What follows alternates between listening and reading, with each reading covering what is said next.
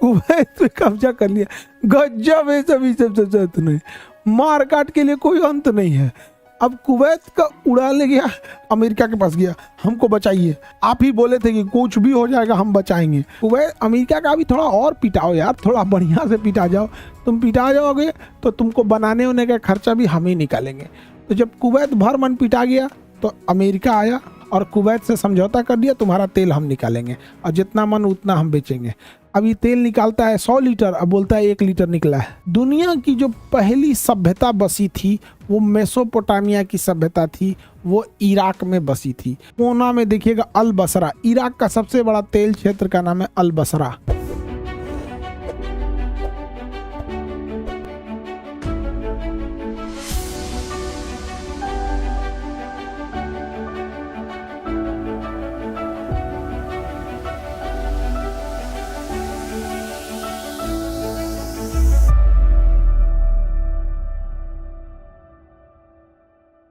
ये देखते हैं कुवैत, कुवैत देखिए, कुवैत, कुवैत मिला नहीं मिला? कुवैत, कुवैत, कुवैत सिटी राजधानी है। देखिए सद्दाम हुसैन जो था ना, सद्दाम हुसैन इराक से युद्ध के लिए कुवैत से कुछ पैसा लिया था। कुवैत ने इसको कर्जा दिया, सद्दाम हुसैन कहा कि कर्जवा माफ कर दो। कुवैत का ही कोई बात है, हम कर्जा काहे माफ करेंगे, कर्जा काहे माफ करेंगे तुम्हारा, नहीं माफ करेंगे। सद्दाम हुसैन नहीं करेगा रे, मारबो तोरा।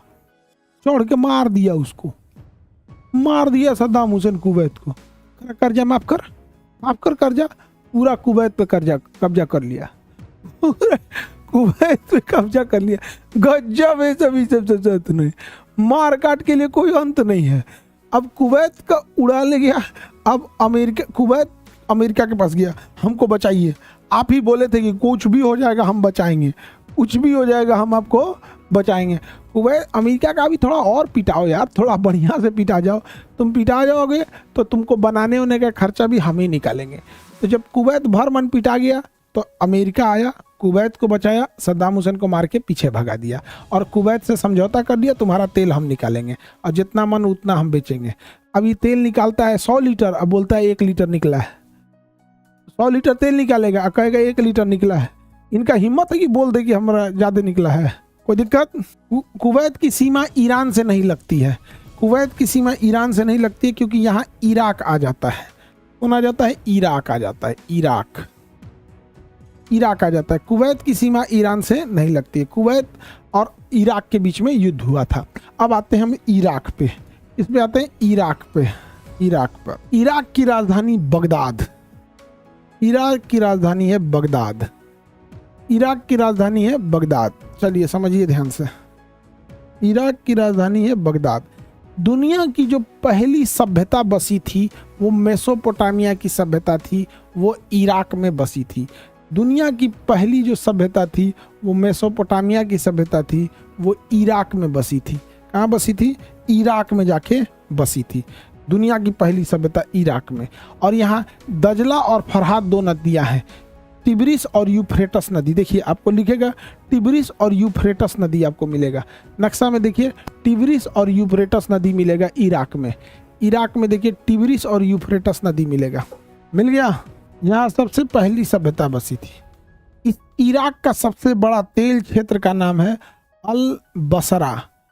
कोना में देखिएगा अल बसरा, इराक का सबसे बड़ा तेल क्षेत्र का नाम है अल बसरा। अल बसरा सबसे बड़ा तेल क्षेत्र का नाम है अल बसरा। सबसे बड़ा तेल क्षेत्र का नाम क्या है? अल बसरा। इसका सबसे बड़ा तेल क्षेत्र है अल बसरा। ये इराक की राजधानी बगदाद है। बगदाद के पास देखिएगा करबला मिलेगा, बगदाद के पास मिलेगा करबला, मिल गया करबला, करबला मिल गया करबला।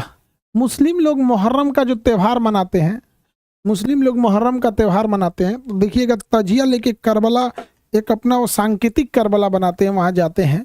करबला क्या था कि देखिए जब मोहम्मद साहब थे तो मदीना से जब मोहम्मद साहब चले गए, जब वो दुनिया से चले गए तो उन्होंने कहा कि देखो भाई कोई राजा इस्लाम का नेतृत्व नहीं करेगा, कोई राजा इस्लाम का नेतृत्व नहीं करेगा, जो योग्य होगा जिसे लोग चुनेंगे खलीफा बनाएंगे वही आगे इस्लाम का नेतृत्व करेगा। तो कई अलग अलग खलीफाओं को भेजा गया। इसमें जो खलीफा बने हजरत अली। तो हजरत अली जब खलीफा बने तो कई अलग अलग जगहों पे, देखो ये इस्लामिक कानून, इस्लाम की कहानी है, तो जो पूरी तरह से इस्लामिक के हिसाब से हम आपको, क्योंकि अब मदरसा में तो हम पढ़ा नहीं रहे हैं या इस्लामिक नॉलेज तो दे नहीं रहे हैं, कि हिस्ट्री का एक छोटा पोर्शन बस बता रहे हैं। तो मोहम्मद साहब के बाद इस बात का हुआ है कि खलीफा कौन बनेगा। तो एक पक्ष ये कहता था कि खलीफा बनेंगे हजरत अली, और एक पक्ष कहा कि नहीं खलीफा बनेंगे हजरत उमर। तो अंततः खलीफा बने हजरत उमर, बाद में जाके खलीफा बने हजरत अली। तो हजरत अली जो थे उनके जब खलीफा बने तो वहाँ तक सब कुछ ठीक ठाक चल रहा था, लेकिन जब आगे गए लोग वहाँ पे, हजरत इमाम और हजरत इमाम हुसैन और इमाम हसन, ये दो भाई लोग, इमाम हसन और इमाम हुसैन जो थे, इनके समय हो गया विवाद। सीरिया का जो राजा था यजीद, वो कहा कि नहीं हमारी अधीनता स्वीकार करो, हमसे बैत लो, हमसे अधीनता लो। तब ये लोग कहें कि भाई तुम पगला गया है, राजा आदमी है, तुम्हारे अंदर हम कैसे काम करेंगे, तुम राजा हो, खलीफा के लायक योग्य नहीं हो, तुम्हारी हम बात क्यों मानेंगे, कोई मुसलमान तुम्हारी बात क्यों मानेगा। तो कहा कि हम हमारी अधीनता स्वीकार करो, हम आ रहे हैं। इन्होंने कहा कि पागल आदमी है ये, खून खराबा करेगा, और मक्का मदीना पवित्र जगह, यहाँ ठीक नहीं है। तो ये लोग कहाँ चले गए, इराक, बगदाद। तो ये अपनी सेना को ले आके बगदाद में घेर लिया, और इन लोग को चारों ओर से घेर के खाना पीना सब बंद करके छोटे छोटे बच्चों को मार दिया, और हजरत हुसैन अली सलाम जो थे, इमाम हुसैन, उनको शहीद कर दिया। और इन्हीं की याद में मुहर्रम मनाया जाता है। मुहर्रम एक दुख का त्यौहार होता है।